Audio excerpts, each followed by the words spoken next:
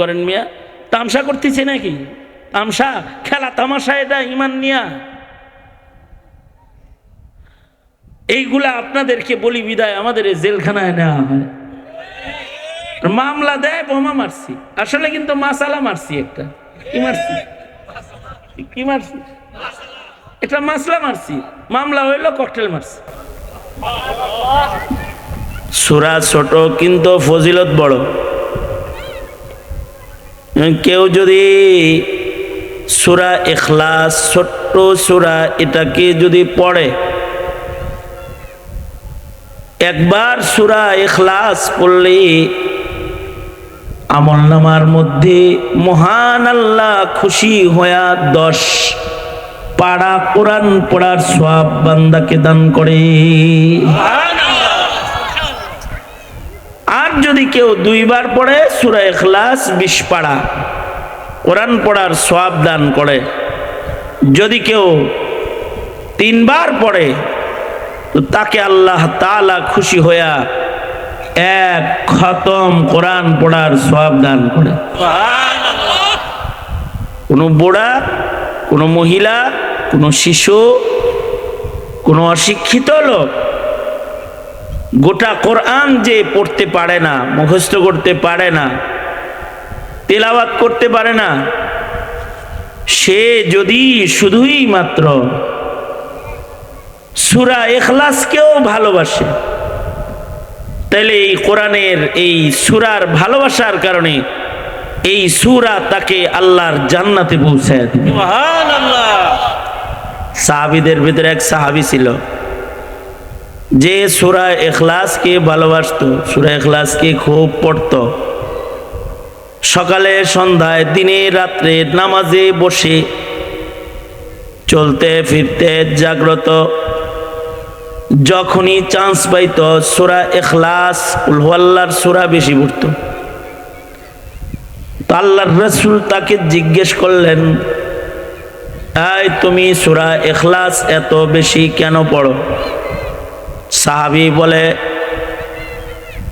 আমি সূরাতুল ইখলাসকে ভালোবাসি। ওগো আল্লাহর নবী, সূরা ইখলাসকে আমি বেশি পড়ি, তার কারণ হলো এই সূরাটারে আমি মুহাব্বত করি, ভালোবাসি। আল্লাহর রাসূল বললেন, তুমি যেহেতু এই সূরাকে ভালোবাসো, এই সূরা তোমাকে আল্লাহর জান্নাতে পৌঁছায়া দিবে।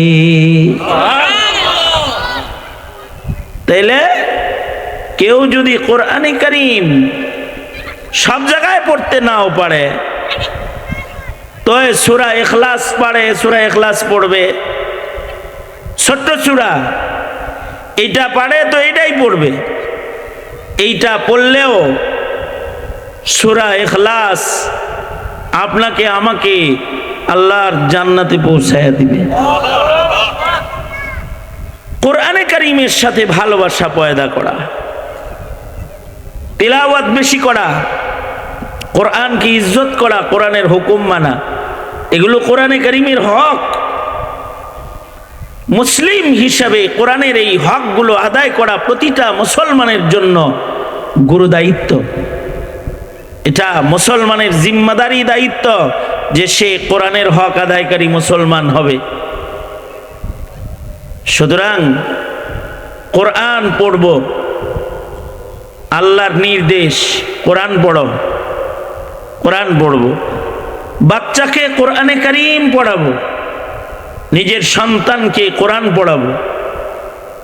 বাচ্চাকে বলবো কোরআন পড়ো, কোরআনে কারীম পড়ো, আল্লাহর সাথে নিজের মোহাব্বতটাকে বৃদ্ধি করো, বাড়াও, পড়ো। বড় সূরা পড়ো না তো ছোট সূরা পড়ো, সূরা ইখলাস পড়ো, ফালাক নাস পড়ো, ছোট ছোট সূরা এইগুলা মুখস্থ করো, এগুলো পড়ো। সকালবেলায় ফজরের পরে 3 বার সূরা ইখলাস পড়ো, মাগরিবের পরে 3 বার সূরা ইখলাস পড়ো। দিনে যখন চান্স পাও বসে বসে সূরা ইখলাস পড়ো। বসে আছো নিরিবিলি, কাজ নাই তো বসে বসে সূরা ইখলাস পড়ো। 3 মিনিট 3.5 মিনিট কেউ যদি সূরা ইখলাস পড়ে, জান্নাতের ভেতরে আল্লাহ তারে একটা বাড়ি দান করে। আল্লাহর রাসূল বলেছেন, কেউ যদি 3 বার সূরা ইখলাস পড়ে তাকে আল্লাহ তাআলা 1 খতমের সওয়াব দান করে। কেউ যদি 6 বার সূরা ইখলাস পড়ে তাকে 2 খতম কোরআনের সওয়াব দান করে। কেউ যদি 9 বার সূরা ইখলাস পড়ে, কুল হুয়াল্লাহর সূরা যদি 9 বার কেউ পড়ে তাকে আল্লাহ তাআলা 3 খতম কোরআন পড়ার সওয়াব দান করে। আর কেউ যদি 10 বার একটা না 10 বার সূরা ইখলাস পড়ে, সাথে সাথে মহান আল্লাহ তার জন্য জান্নাতের মধ্যে একটা প্রাসাদ নির্মাণ করে। জান্নাতে প্রাসাদ হবে সূরা ইখলাস 10 বার। টাইম লাগবে কতক্ষণ? 3 মিনিট। 3-3.5 মিনিট। 3-3.5 মিনিটে জান্নাতের ভিতরে প্রাসাদ বাড়ি হয়ে যাইব, সূরা ইখলাস পড়লে হয়ে যাইব। সাহাবী এই কথা শুই না, নি'মাল ইলাহু ইলাহুনা, নি'মাল ইলাহু ইলাহুনা। সাহাবী কয়, আমার আল্লাহ কত ভালো, অল্প মেহনতে কত দেয় রে, আল্লাহ কত ভালো। নি'মাল ইলাহু ইলাহুনা, নি'মাল ইলাহু ইলাহুনা। সাহাবী কয়, সাহাবীরা তো বুঝছে, দাম বুঝছে, আমরা দাম বুঝি নাই, কোরআন তেলাওয়াতের মূল্য বুঝি নাই। আমরা ফেসবুক পড়ি, পত্রিকা পড়ি, নভেল বই পড়ি, উপন্যাস পড়ি, কিন্তু কোরআন পড়ি না আমরা। আমাদের ছেলেরা কোরআন পড়া জানে না। দুঃখ রাখার জায়গা নাই, আমাদের সন্তানরা কোরআন মাজিদ পড়া জানে না। যদি খালি কোরআন পড়া জানতো তাইলে হাকিমুল উম্মত থানবী রহমতুল্লাহ আলাইহি বলেছেন, যারা কোরআনে কারীম পড়া জানবে এরা ফিতনার শিকার হবে না, এদেরকে আল্লাহ তাআলা দুনিয়ার ফিতনার থেকে হেফাজত করবে। কোরআন পড়া জানলে ফেরাকে বাতিলের আক্রমণ থেকে সে রক্ষা পাবে। যে বিশুদ্ধ কোরআন পড়া জানবে সে হিজবুত তাওহীদের চিনা আলাইবে, মোল্লায় চিনায় দিতে হবে না। ও কোরআন পড়া জানলেই ওরে চিনা আলাই দিব। কোরআন পড়া জানলে আহলে হাদিসের চিনা আলাই দিব। কোরআন পড়া জানলে বিদআতিকে চিনা ফেলাই দিব। কোরআন পড়া জানলে মুশরিককে চিনে ফেলবে যে এটা মুশরিক। কোরআন পড়া জানলে শুধু কোরআনে কারীমের তিলাওয়াত জানা এটা অনেক বড় যোগ্যতা। এইটুকুন যোগ্যতাও যদি মুসলমানের হয় তাইলে সে বাতিল ফেরকা চিনবে আর নিজের ঈমান রক্ষা করতে পারবে। কোরআন পড়বো ইনশাআল্লাহ, বলেন কোরআন পড়বো ইনশাআল্লাহ। কোরআন পড়বো, ঘরের ভেতরে কোরআন পড়বেন, ঘরের অভিভাবক কোরআন পড়বেন, বাবা কোরআন পড়বে, মা কোরআন পড়বে ঘরের ভেতরে, বাচ্চারা কোরআন শুনবে। কোরআন শুনলে ওদের ঈমান বাড়বে। কোরআন শুনলে কি বাড়ে? কোরআন শুনলে পরে ঈমান বাড়তে থাকে, ওদের ঈমান বাড়তে থাকবে। কোরআন শুনলে ঈমান বাড়বে। ওয়াইযা তুলিয়াত আলাইহিম আয়াতুহু যাদাতহুম ঈমানা। আল্লাহ বলেন, মুমিনের সামনে যখন কোরআন পড়া হয় তখন মুমিনের ঈমান বেড়ে যায়। কোরআন তেলাওয়াত যদি কানে যায় তাহলে মুমিনের ঈমান বাড়তে থাকে, ঈমানের ভেতরে কুওয়াত ক্ষমতা বাড়তে থাকে। মুমিনের কানে কোরআন গেলে, কোরআন শুনলে পরে তাকওয়া বাড়তে থাকে। এই কারণে ওয়াজ শুনলেও কিন্তু চোখে পানি এসে যায়, কোরআনের কথা শুনলে দিল নরম হয়ে যায়। কোরআনের তেলাওয়াত শুনলে মানুষের ঈমান বাড়ে, তার তাকওয়া বাড়ে, তার দিল সাফ হয়। শুধু কোরআন শরীফ শুনলেও লাভ হয়। এ কারণে আল্লাহর নির্দেশ হলো, উতলু মা উহিয়া ইলাইকা মিনাল কিতাব। কোরআনে কারীমের একটা অলৌকিকত্ব এটা, যে কোরআন যদি কোন কাফেরের সামনেও তিলাওয়াত করা হয়, মুশরিক বেঈমান কাফের তার কানে কোরআন শরীফ পড়া হইতেছে, সে কোরআন শুনতেছে। তাহলে কোরআনে কারীমের অলৌকিকত্ব এটা যে কাফেরের কানে কোরআন শরীফ পৌঁছলে কাফেরের কুফরি ঝরে পড়ে যায়, কুফর ঝরে কোরআন শুনলে। এ কারণে হযরত উমর আল্লাহর রাসূলের গর্দান কাটবেন, তরবারি লইয়া ঘর থেকে বাইরে হইছে। আরবরা পুরস্কার ঘোষণা করছে যে মুহাম্মাদের গর্দান যে এনে দিতে পারবা তাকে 100 উট দেওয়া হইব। হযরত ওমর বাইরে হয়ে গেছে নবীজির গলা কাটার লেগে। রাস্তায় যায় শুনে ওনার বোন জামাই নাকি মুসলমান হয়ে গেছে। আরে কারে মারতে যায় আগে ঘরের লোক মেরে লই। বোন জামাইয়ের বাড়িতে যায় দেখে তারা কোরআন পড়ে। কোরআন শুই না হযরত উমরের হৃদয়ের ভিতরে ইসলাম ঢুকে গেছে, কুফর পড়ে গেছে। যা কয়, এই কি জানি তোর মুখে তেলাওয়াত শুনলাম, তোদের মুখে কি জানি তেলাওয়াত শুনছি, এটা আমার সামনে আবার পড়, এটা দে আমারে, আমি দেখুম কি পড়ছস, দে দেখমু, আমি শুনবো। তো বোন বলে তুমি না পাক, ওটা না পাক দেহি ধরন যায় না, আমি পাক হমু দরকার হয়। গোসল করছে, পাক সাফ হয়েছে। এবার হযরত উমর বোন জামার কণ্ঠে আল্লাহর কালামের তিলাওয়াত শুনছে। কোরআন শোনার পরে বলে, আমি এইটার বিরোধিতা করি না, না আর বিরোধিতা করো না, মানে কোরআন যার উপরে নাজিল হয় তার কাছে নিয়ে চলো। মুহাম্মাদুর রাসূলুল্লাহ সাল্লাল্লাহু আলাইহি সাল্লামের কাছে গেছে, যে তরবারিটা পায়ের নিচে রাখা কয়, কালেমা পড়তে আইছি, আমারে কালেমা পড়াইয়া দেন। হযরত ওমর কোরআন শুই না কালেমা পড়ার সাথে সাথে মুসলমান হয়ে গেছে। কোরআন হযরত ওমরের হৃদয়ের কুফর ঝরাইয়া দিছে। এক সাহাবী মনে মনে কয়, যে কোরআন ওমরের কুফর জড়ায়, সেই কোরআন ওমরের রাগ জড়াইব না, রাগও জড়াইব। এই যে সাহাবী কোরআন পড়া শুরু করছে। এমনে হযরত ওমর তো আধা জাহানের খলিফাতুল মুসলিমিন ছিলেন, আধা জাহানের খলিফাতুল মুসলিমিনের মন্ত্রী পরিষদ ছিল, মন্ত্রী পরিষদ। এই হযরত ওমরের মন্ত্রী পরিষদের একজন সদস্য হলেন হযরত হুর ইবনে কায়েস, হুর ইবনে কায়েস রাহমাতুল্লাহি আলাইহি, বিশিষ্ট তাবেঈ। হুর ইবনে কায়েস হযরত ওমরের যুগে সে হলো পার্লামেন্ট মেম্বার, মন্ত্রী। হযরত ওমরের আধা জাহানের শাসন আমলে সংসদ সদস্য, এলাকা ভিত্তিক গভর্নরের দায়িত্ব, জিম্মাদার, দায়িত্বশীল। হযরত ওমর মাঝে মাঝে সংসদ সদস্যদেরকে চিঠি দিয়া মদিনায় ডাক আনতেন, আইনার সবাই নিয়ে বৈশা মিটিং করে আধা জাহান পরিচালনা করতেন।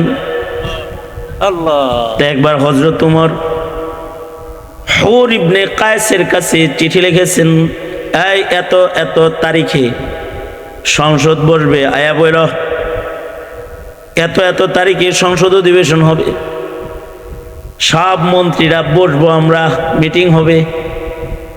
তো হুর ইবনে কায়েস ঘোড়া সাজায়া মদিনার দিকে রওনা করতেছে।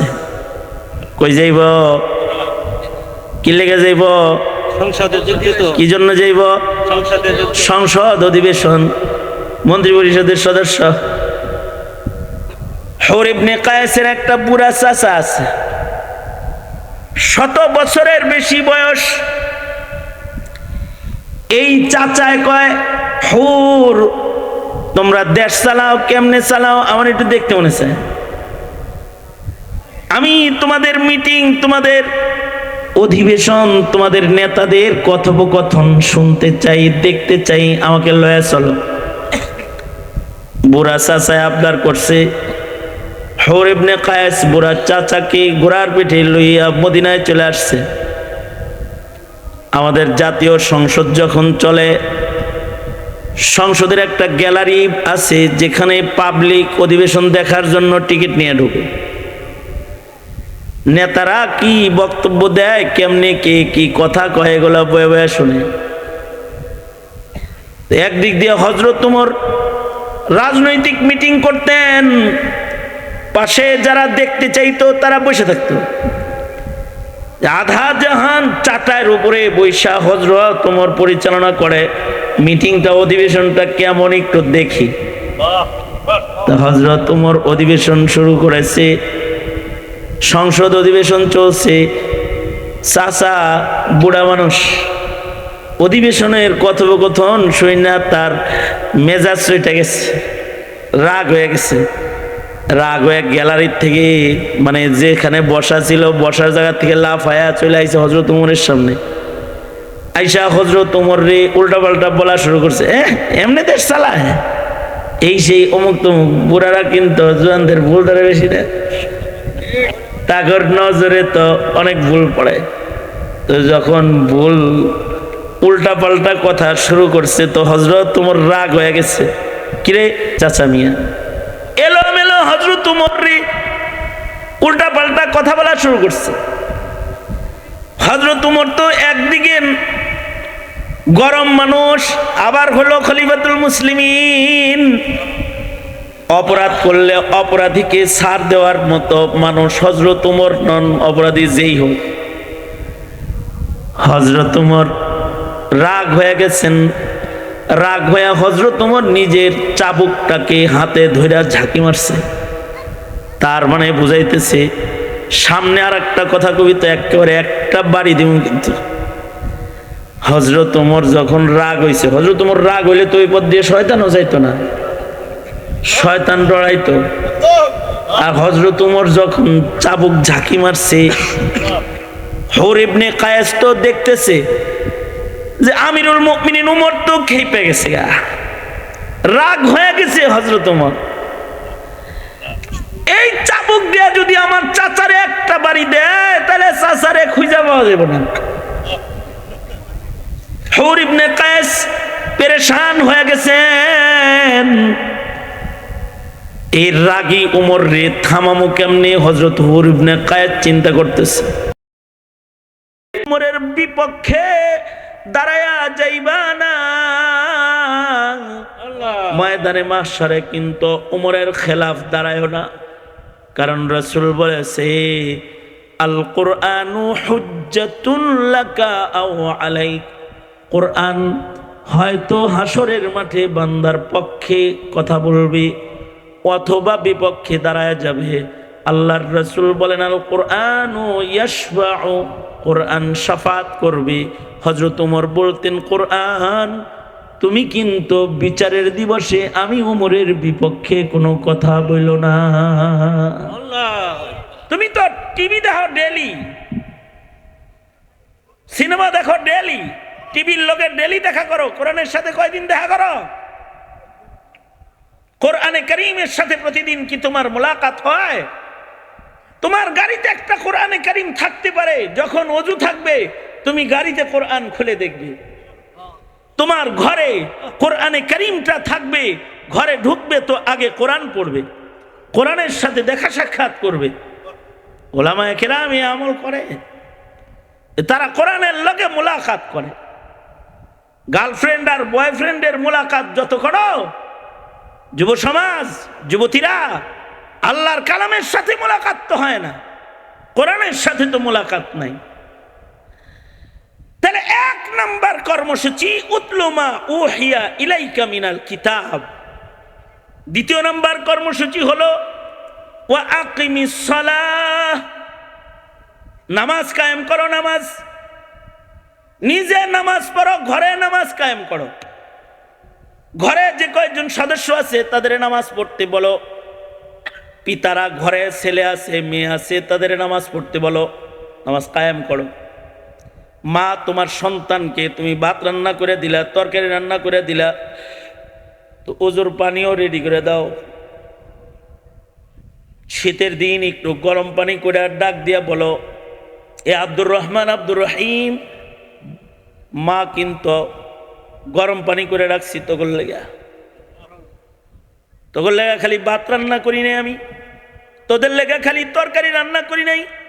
শীতের ভিতরে তোরা আমার সন্তান ওযু করে মাওলার কদমে সেজদা দিবি, ঠান্ডা পানি যেন তোদের কষ্ট না দেয়, আমি কিন্তু তোর জন্য চুলায় গরম পানি রেখে দিছি। ডাক দিয়া বলো না, মা হয়ে তুমি যদি ডাক দাও, তোমার সন্তান মায়ের গরম পানি করা গরম পানি দিয়া ওযু করে মারে খুশি করার জন্য হলেও নামাজে দাঁড়ায় যাবে। 40 দিন মারে খুশি করবি, তো আদত হয়ে গেলে তখন মাওলা পাকের প্রেমে পড়ে যাবে।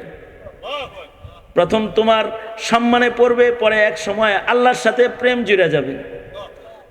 আল্লাহর সাথে প্রেম হয়ে গেলে তখন নামাজ ছাড়বে না। প্রথম তোমার হুকুমে তোমার ভয়ে পড়বে, পরে যখন রবের লগায় খাতির হবে তো একা একাই পড়বে। বরঞ্চ তখন তুমি মায়ের গরম পানি করে সন্তান রেডি করে দাঁড়ায় থাকবে, আম্মু তোমার জন্য গরম পানি করছি, বাবা আপনার জন্য আমি তাহাজ্জুদের পানি গরম করেছি, বাবাকে গরম পানি করে দিবি। সন্তানটাকে নামাজ পড়তে কও, অফিসের কর্মচারীগুলারে নামাজ পড়তে বলো। সিসি ক্যামেরা লাগায় রাইখা চুরি বন্ধ করতে পারো নাই, শাসন কইরা অপরাধ জগৎ থেকে সরাইতে পারো নাই, পুলিশের পাহারা দিয়া দুর্নীতি আর অপরাধ বন্ধ করতে পারো নাই। আল্লাহ তাআলা বলে, আকিমিস সালাহ, নামাজ কায়েম করো, ইন্নাস সালাতা তানহা আনিল ফাহশাই ওয়াল মুনকার ওয়ালা যিকরুল্লাহি আকবার ওয়াল্লাহু ইয়ালামু মা তাসনাউন। আল্লাহ বলে, নামাজ পড়ো, নামাজ কায়েম করো, তাহলে দেখবা নামাজ তাকে সব গুনাহ থেকে বাঁচাবে, তার সকল গুনাহ খাতার থেকে তার নামাজ তাকে হেফাজত করবে। নামাজি চুরি করতে পারে না, নামাজি জেনা করতে পারে না, নামাজি মিথ্যা বলতে পারে না, নামাজি গীবত করতে পারে না, নামাজি জুলুম করতে পারে না, নামাজি খুন করতে পারে না, নামাজি অপরাধ জগতে চলতে পারে না। কারণ আল্লাহ কয়, কেউ যদি নামাজ পড়ে তার নামাজ তাকে সকল প্রকারের পাপাচার থেকে বাঁচায় রাখবে। কেউ যদি নামাজ পড়ার পরও অপরাধ করে, তাহলে তার নামাজে এক্সরে করো, কারণ হতে পারে তার নামাজে বড় কোনো সমস্যা রয়েছে, যে কারণে তার নামাজ তাকে আসর করে না। নামাজ পড়তেছে কিন্তু তার লেবাস হারাম পয়সার, নামাজ পড়তেছে পেটে খাবার হারাম টাকা, নামাজ পড়তেছে মাশরাবুহু হারাম মাতামুহু হারাম, তার খাওন দাওন নাপাক, মালবাসুহু হারাম, তার লেবাসপাতি হারাম, ঘরে যা কিনছে যায় নামাজেও ঘুষের টাকা দিয়ে কিনছে, অথবা দিল খারাপ নামাজি, অথবা জাহেল নামাজি, মূর্খ নামাজি, নামাজের একটা মাসাইল শিখে নাই, মাসলা ছাড়া নামাজ পড়ে, তার নামাজ তাকে আসর করবে কিভাবে? নামাজ তখন আসর বা আসার হবে, নামাজ তখন তাকে পাপের কাজ থেকে বাঁচায় রাখবে যখন তার নামাজটা সকল প্রকারের শারায়েত পূরণ করবে, ভেতর বাহিরের সব ফরজগুলোকে ঠিক করে নামাজ পড়বে। ভেতরে বাহিরে ফরজ আছে না, তহারাত, জিসমানি তহারাত, কলবি তহারাত, মাসাইলের তহারাত সব ঠিক করে 2 রাকাত নামাজ পড়বে। 1 রাকাত নামাজের এক একটা সেজদা পাহাড়ের চাইতে বেশি ওজনদার হবে। সাহাবায়ে কেরামের সেজদার বড় ওজন ছিল, কারণ তারা নামাজের শর্ত পূরণ করে তারপরে নামাজ পড়ত। সো চুহা খা কে বিল্লি হাজ করছেন, সারা জনম চুরি বাটপারি করে পরে পাগড়ি মাথায় দিয়ে নামাজি হয়ে বুজুর্গ সাজছে। ওর নামাজে ওকে ঘুষ সুদ ফিরাবে কিভাবে, ওকে অন্যায় করা ফিরাবে কিভাবে? উল্টা পাল্টা সব কইরা মক্কায় যায় বুজুর্গ হয়ে গেছে, সারা জনম করছে উল্টা পাল্টা, হাজি যায় ভালো হয়ে গেছে, হাজি সাহেব হয়ে গেছে। ওই হাজি কয়ে ডাক না দিলেও আবার চেতে, হারাম টাকার হজ আবার করে চেতা চেতি। ভালো হয়ে যাও, ভালো হয়ে যাও, ভালো হইতে পয়সা লাগে না। নিজের অপরাধ দেখা শুরু করো, অপরাধ, নিজের পাপগুলোকে দেখা শুরু করো। এই কলবি তাহারাত, খোদাভীতি, কলবি স্বচ্ছতা, এইটা মানুষের আসতে একটা গুরুত্বপূর্ণ ইবাদতের নাম হলো জিকরুল্লাহ। এই কারণে আল্লাহ বলেন ওয়ালা যিকরুল্লাহি আকবার, জিকির অনেক বড় ইবাদত, জিকির করো। জিকির করলে পরে কলব সাফ হয়। লিকুল্লি শাইইন সাকালাতুন ওয়া সাকালাতুল কুলুবি যিকরুল্লাহ। সব জিনিস পাক সাফ করার যন্ত্র আছে, কলব সাফ করার যন্ত্রের নাম হলো জিকরুল্লাহ। যত বেশি জিকির করবে তত হৃদয় সাফ হবে, যত বেশি জিকির করবে তত ইবাদতে মজা পাবে, যত বেশি জিকির করবে তত আল্লাহর মোহাব্বত বাড়বে, যত বেশি জিকির করবে আল্লাহর সাথে তত খাতির হবে। জিকির যত বাড়বে ইবাদতের ইখলাস তত বাড়বে, জিকির যত বাড়বে রিজিক তত বাড়বে, জিকির যতবার করবে ইলিম তত বাড়বে। জিকির হলো সব যত নিয়ামত আছে সব নিয়ামত বাড়ানোর সার। সার সার দেয় না, সার দেয়, গাছের গোড়ায় সার দেয়, সার দিলে পরে গাছের ভেতরে বরকত হয়। জিকির হলো মানব জীবনে প্রাপ্ত সকল নিয়ামতের গোড়ায় যখন জিকরুল্লাহ পড়ে যায় তো এর ভেতরে বরকত এসে যায়। জিকির অনেক বড়, জাকের বান্দার সব ইবাদত বড় বড় হয়ে যায়। আল্লাহু আকবার বলেন। জাকের বান্দার নওয়াফিল বেশি হয়ে যায়, জাকের বান্দার ফরজ লম্বা হয়ে যায়, জাকের বান্দার ইবাদত বন্দিগির লজ্জত বেড়ে যায়। জাকের হও, জিকির করনে वाला হও। জাকের পার্টি করলে জাকের হয় না বেটা, জাকের পার্টিতে যোগ দিলে জাকির হয় না, জিকির কইরা জাকির হয়। যে জিকির বেশি করবে সে জাকির হয়ে যাবে। তাহলে তিনটি ইবাদতের কথা বললাম, চতুর্দিকে আজান শুরু হয়ে গেছে। কয়টা কথা? তিনটা কথা বলেছি। তিলাওয়াতুল কোরআন, ইকামতে সালাত, জিকরুল্লাহ।